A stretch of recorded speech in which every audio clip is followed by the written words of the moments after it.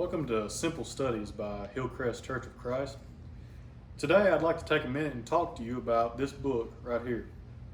We need to ask ourselves a couple of questions concerning the Bible before we dive right in and look at what actually happens throughout the story of God and His relationship with His creation. First, we need to ask ourselves, why is it important that we study the Bible? Well, in John chapter 12 and verse 48, Jesus said that His Word is what's going to judge us in the last day.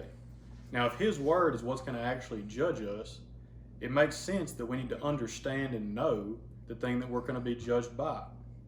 And then the second question we need to ask is it actually possible for us to understand the Bible?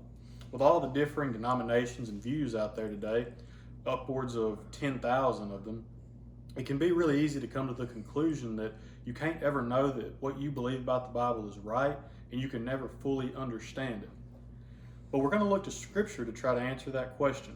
When Paul wrote to the church at Ephesus, the letter or book that we call the book of Ephesians, in chapter 5 and verse 17, Paul said, "Do not be unwise, but understand what the will of the Lord is." Now, we want to be wise and we want to understand what the will of the Lord is, and that's why we're looking at this book. But notice that Paul doesn't say, well, I'm writing this letter to you because you can't understand it.